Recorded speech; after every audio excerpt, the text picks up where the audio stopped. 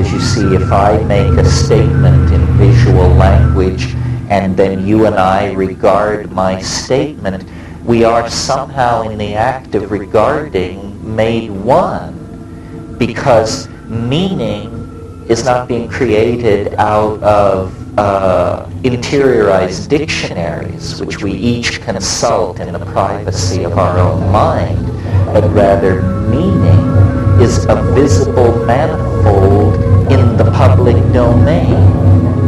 Meaning goes public, and the differences between people then decline toward being insignificant.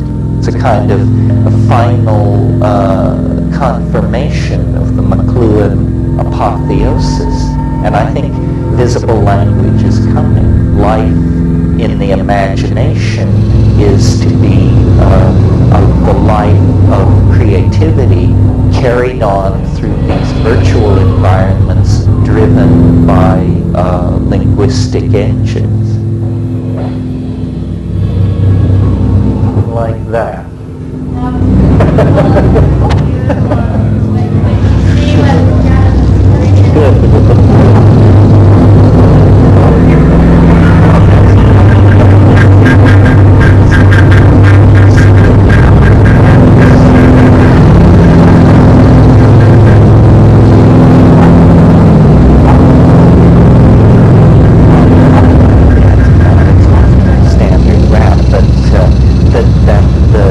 Starships of the future, in other words, the vehicles of the future which will explore the high frontier of the unknown, will be syntactical vehicles. The engineers of the future will be poets. This is what virtual reality holds out to us, the possibility of walking in to the constructs of the imagination. In a way, culture is that. I mean, our cities, bridges, highways, airliners, and art galleries are condensations out of the imagination, but at tremendous cost, because we must make them out of matter. Once we can make them out of light, out of electrons, then we won't build skyscrapers 120 stories high. We'll build them as high as we want. Roof height will no longer be a factor ruled by cost effectiveness and gravity. It will be a parameter ruled by the imagination, as will all other parameters. And then we will discover what man truly is, when we are able to erect, stabilize, share, and explore our dreams in a kind of virtual hyperspace that, carefully analyzed, is seen to be linguistic. That's what its connectors are made out of. That's what its ferroconcrete and steel is the edifice of language. This is what the stuff of the imagination is made of. And I think this is what we're moving toward. The psychedelic shamans have always known this. Now the psychedelic underground art community points toward this goal and leads the way.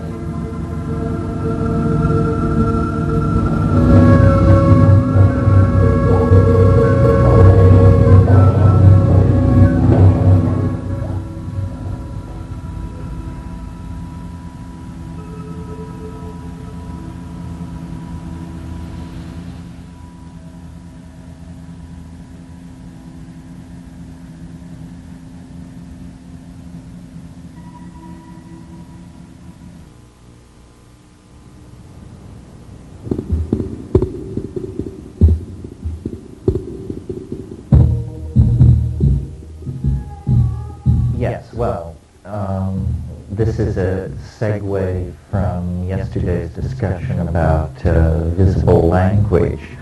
The notion being that,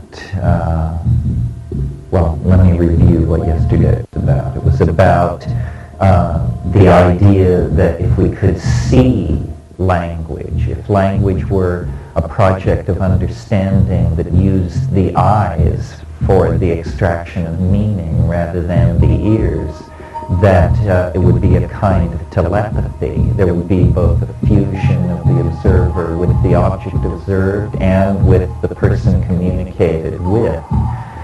The place in nature where something like this has actually evolved and occurred is in the cephalopods, the squid and the circumliteral octopi. Now these are animals that divided from the human, from the line of development that leads to human beings over 600 million years ago. They're mollusks. They're related to escargot.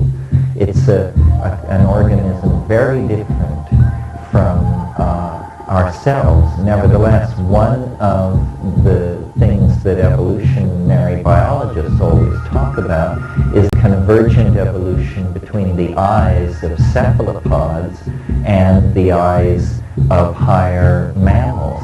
This is because the cephalopods live in an extremely complex visual environment, and in fact they have evolved a form of communication that approximates this visible language that I'm talking about, because these octopi have chromatophores all over the exterior of their bodies. Chromatophores are cells that can change color. Now many people know that octopi can change color, but they think it's for camouflage, for blending in with the environment. This is not at all the case. The reason octopi change colors in a very large repertoire of stripes, dots, blushes, traveling shades and tonal shifts is because this is for them a channel of linguistic communication. In other words, they don't transduce their linguistic intentionality into small mouth noises like we do, small mouth noises which then move as sound across space in the form of vibrations of the air. Rather, they actually change their appearance in accordance with their linguistic intent. What this boils down to is they physically become their meaning. And one octopus observing another is watching the unfolding of internalized neurological states within the organism being reflected in color changes on the surface of the skin. Now these octopi not only can change their color, because they're soft-bodied creatures, they can also change the texture of their surface from smooth to rugose and folded. They can also, because they are soft-bodied, fold and unfold and reveal and conceal very rapidly different parts of their body. So they're capable of a visual dance of communication that is an extremely dense kind of visual signal.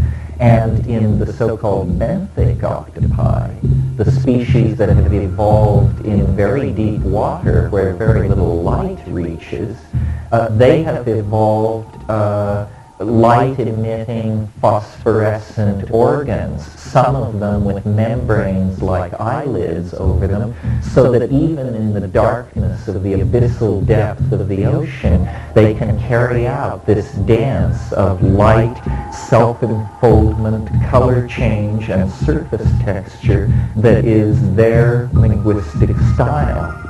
In fact, the only way an octopus can experience a private thought is to release a cloud of ink into the water into which it can retreat briefly and hide its mental nakedness from its followers. This kind of biologically intrinsic wiring into the potential of language is something that we may be able to mimic and achieve using psychedelic drugs as the inspiration for the directions given to a virtual reality development program. In other words, we might be able to create kinds of visibly beheld syntax that would be the human equivalent of the dance of light, texture, and positioning that constitutes the grammar and syntax of squids and octopi.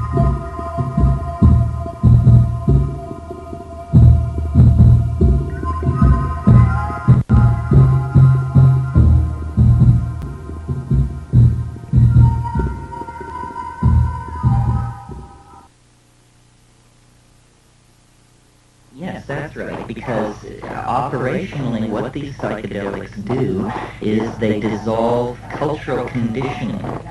Cultural conditioning is like software, but beneath the software is the hardware of brain and organism. And by dissolving the cultural conditioning to speak English, German, Swahili, or whatever, then one returns to this Ursprach, this primal language of the animal body, and can explore the real dimension of feeling that culture has a tendency to cut us off from. Culture replaces authentic feeling with words. As an example of this, imagine an infant lying in its cradle and the window is open, and into the room comes something marvelous, mysterious, glittering, shedding light of many colors, movement, sound, a transformative hierophany of integrated perception, and the child is enthralled. And then the mother comes into the room and she says to the child, "That's a bird, baby, that's a bird." Instantly, the complex wave of the angel, peacock, iridescent, transformative mystery is collapsed into the word. All mystery is gone. The child learns, this is a bird, this is a bird. And by the time we're 5 or 6 years old, all the mystery of reality has been carefully tiled over with words. This is a bird, this is a house, this is the sky, and we seal ourselves within a linguistic shell of disempowered perception. And what the psychedelics do is they burst apart this cultural envelope of confinement and return us really to the legacy and birthright of the organism.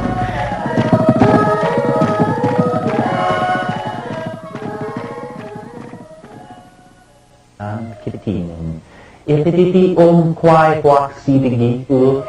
Etiditi uget nin kwateti kwak zi vidu gilbra al kektest. Ningol begagan kekt kwai. Kwai patapahakwakan e tolgine hulkwe papahakanta.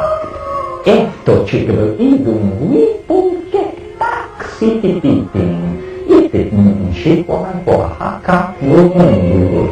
Wumundur upiti ichu upwaksa. Amapango hotech ni wotto deva hoichpul. That's it. I'm out of here.